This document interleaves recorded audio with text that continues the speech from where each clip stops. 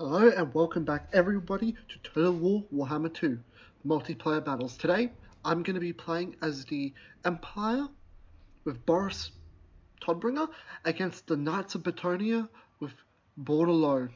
So this game was interesting in the fact that it wasn't a game where you have two armies come and clash in the middle and just fight it out. But this game was more of a tactical one, where it was decided not by whoever had the strongest infantry or the best cavalry, but whoever had the best tactics, because this game was of patience, organizing, and maneuverability to some extent. It favored me because I decided to try and quote unquote tailor my opponent, taking a more anti large armor piercing with the handgunners, the greatswords, and the halberdiers being the most prevalent, while my opponent took a more offensive, maneuverable army with a lot of cavalry and some very scary air goons. So we're just going to fast forward the first part because nothing really happens in the start of the battle. Because at the start, it's an aerial dance between his lord and my Boris. It was trying to get the enemy to move, because if I moved, he won. If I stayed and he moved, I win. So what I ended up doing was shooting some artillery, trying to bait him in, but that didn't work out. So I start chasing him. Then I notice that he has a bunch of air Pegasus Knights, and if I get caught, I'm completely screwed. So at this current point, I give up. And then he does the unexpected, and something I'd probably say was a mistake on his part, and that's charge. He had the advantage. He could have stayed and charged me, but he didn't.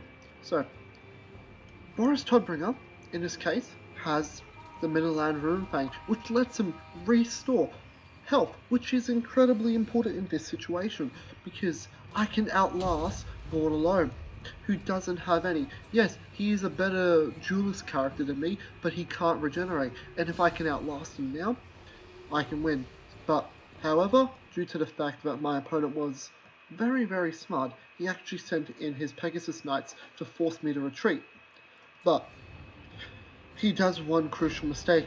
He gets in range of my cannons, as well as my he gets in range of my artillery, more to say, and down goes the Pegasus Knights. In this case, I almost actually lose Boris Todbringer, with him being caught, almost being caught by the Pegasus Knights, which would have caused his downside.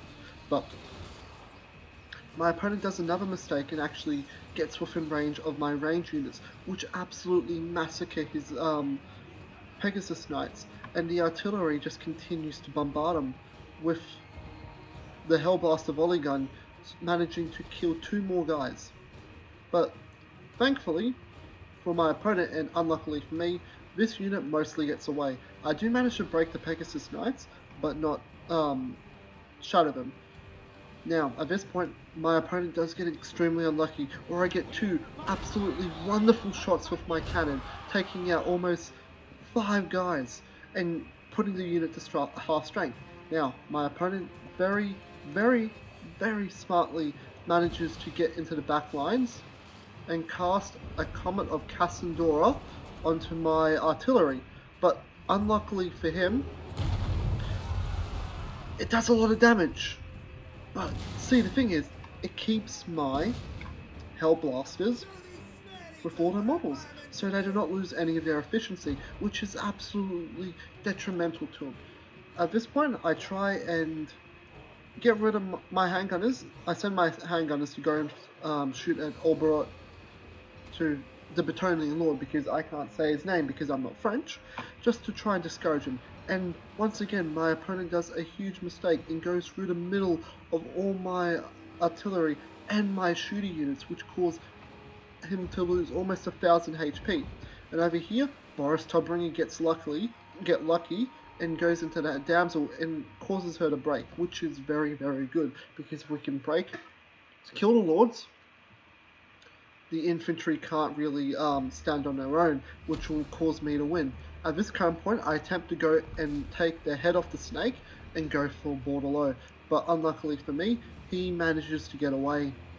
At this current point, it becomes a game of who moves first, because he sends his Pegasus Knights to scare me off, and I go back and start reorganizing my army.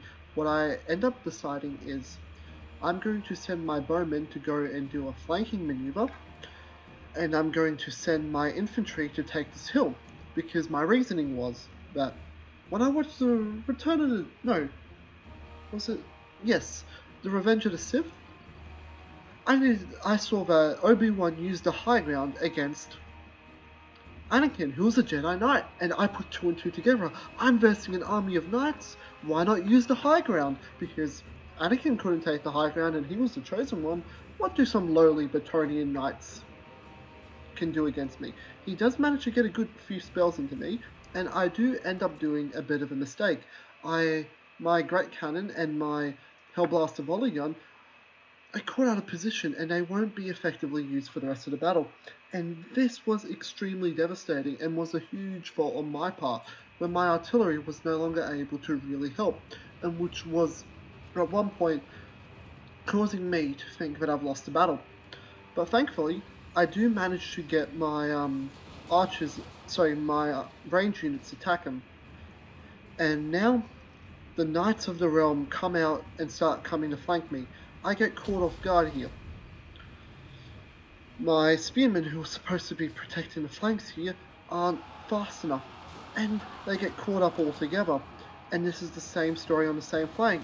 So my my flanking units couldn't effectively hold on and help my guys, and he manages to get into my artillery before they are effective, causing them to be completely useless for the rest of the game, which was extremely unfortunate for me.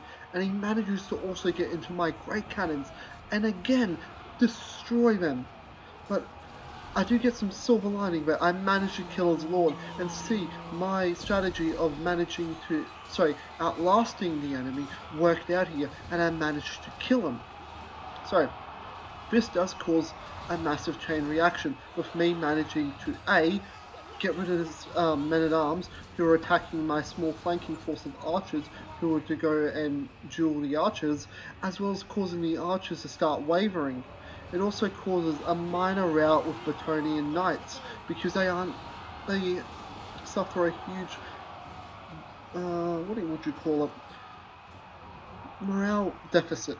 And as well, I managed to get my handgunners to start firing into the combat to great effect. They may not be getting a lot of kills, only 10, 20, but they are killing Knights of Bretonnia, which is extremely good, because they are expensive, and there is only about 40 per squad. So for each kill they get, they could be, for example, paying back themselves within 4 rounds.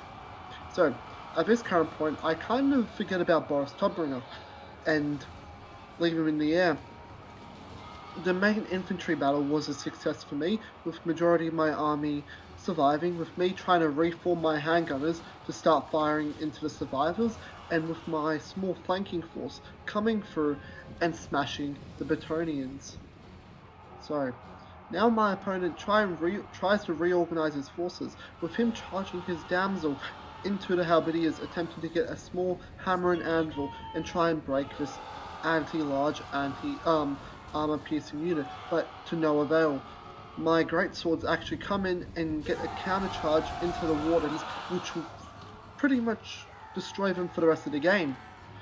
Now, the bar starts to go into my favour, with the Bretonnians starting to have extreme, what would you call it, morale problems, which is extremely good for me. And pretty much, with the final few seconds of the battle, the Empire is able to win, with the Bretonnians losing absolutely all their morale and heroes dying, with the damsel dying in the last few minutes. So, I want to say, do a small, what would you call it? Reflection. This battle was extremely good. It was what Total War should be. Not a battle of who has the biggest monsters, who has the strongest heroes, but a battle of wits and maneuverability. And this game was the pinnacle of it. The best game I've ever had against Bretonnia. It was very, very strange, because when I was actually playing it, I was very annoyed at my opposition, and we actually had some very choice words to say to each other. Some words I'm not extremely proud of, but I want to say this has probably been my favourite battle against Bretonnia, just because of how unique it was and the scenario surrounding it. But now we come to the end. I hope each and every one of you have a nice day, and don't forget to like, subscribe, and share the video around because it really helps the channel grow. Thank you very much.